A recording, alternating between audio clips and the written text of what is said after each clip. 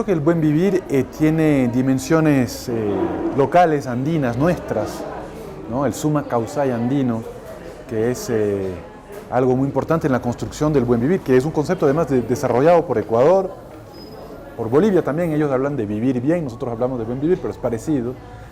Pero también tiene dimensiones universales. Yo creo que muchos países del mundo tienen su propia versión del buen vivir.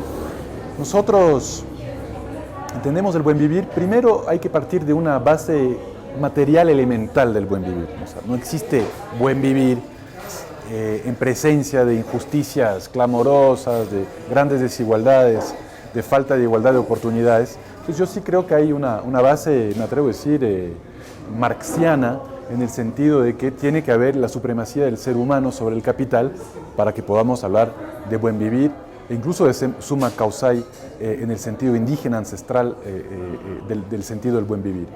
Pero además de eso, el buen vivir implica una noción de sostenibilidad en la comunidad, de sostenibilidad con nuestra Pachamama, con nuestra biosfera, con el planeta, y eso significa forzosamente una dimensión natural, una cierta armonía con la naturaleza. No creo que podamos hablar de buen vivir sin esta relación entre el ser humano y la naturaleza. Y esto es válido a nivel comunitario, a nivel de Ecuador, a nivel de nuestros Andes, de nuestra Amazonía, pero también es válido a nivel planetario. La comunidad global actual enfrenta grandes amenazas. El calentamiento global es una amenaza, quizás de las mayores amenazas al ser humano. Entonces, cuando hablamos de buen vivir, pensamos también no solamente en la comunidad andina, sino en la comunidad global y esta necesaria armonía con nuestro planeta. Creo que el buen vivir también nos llama a pensar alternativas no solamente de desarrollo, sino alternativas al desarrollo, ¿no? No pensar el desarrollo solamente en términos de PIB, no pensar el desarrollo solamente en términos de una métrica ortodoxa. Tenemos que pensar una nueva métrica, nuevas formas de medir el desarrollo. Y hay que pensar en cosas como la felicidad, los bienes relacionales, el tiempo que uno se toma en tomarse un cafecito con un amigo. Quizás eso también pueda ser un indicador de buen vivir, de desarrollo, de felicidad. Entonces, el buen vivir nos conmina a pensar el desarrollo no solamente en términos materiales. Se necesita una base material elemental, porque no puede haber buen vivir con miseria, con falta de acceso a servicios sociales, pero también hay que trascender esa base material para pensar el desarrollo en términos mucho más contemporáneos, en términos de las grandes amenazas del siglo XXI, el calentamiento global, etcétera, etcétera, y de forma también postmaterial.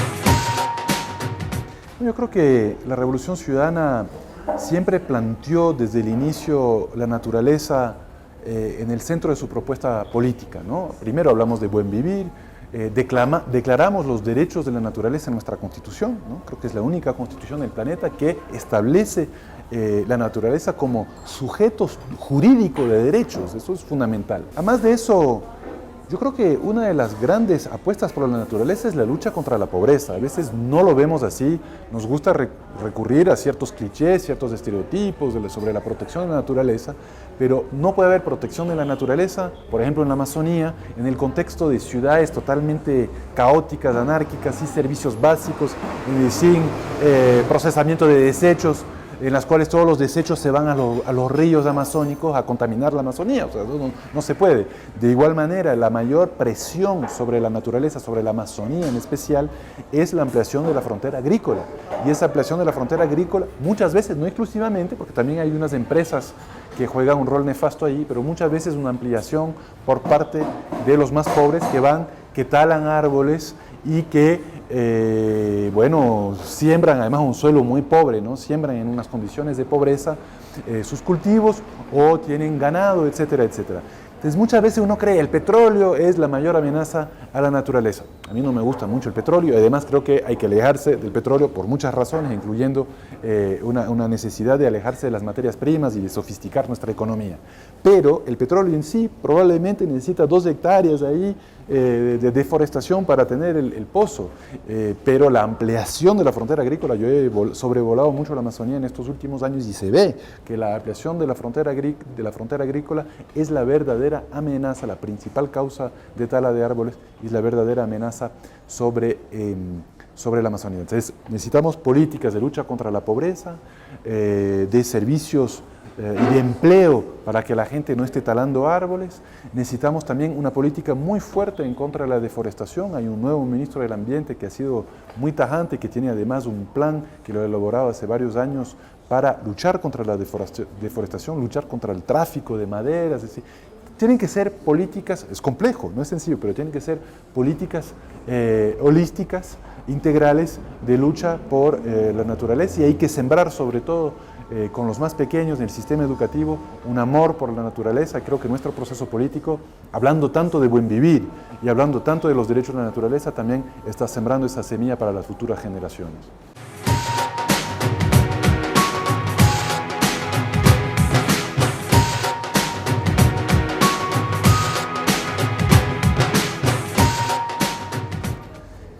Sí, yo creo que tenemos que paulatinamente alejarnos del petróleo.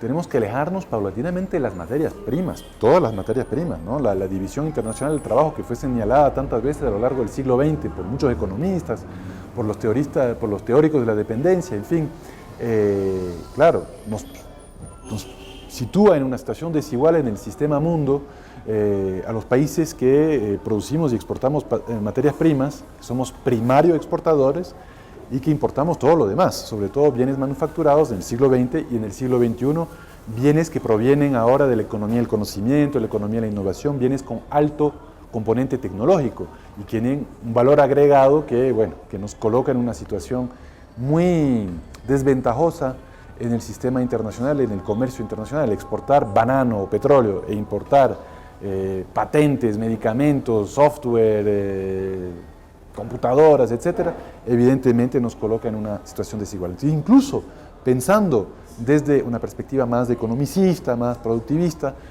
hay que alejarse del petróleo. Pero eso no se logra de la noche a la mañana. Si mañana hacemos una moratoria petrolera en el país, bueno, colapsa el Estado ecuatoriano, volvemos al feudalismo caudillista del Estado plantación, ¿no? de los caudillos de las plantaciones de la agroexportación. El Estado, como lo conocemos hoy, no tendría recursos para escuelas, para hospitales, para reducción de pobreza. Probablemente vamos a dañar más la naturaleza, vamos a atentar más en contra de la naturaleza, de la selva amazónica, porque sabemos que con mayor pobreza, con mayor anarquía, con menos contrato social, pues hay mayor depredación sobre nuestro medio ambiente.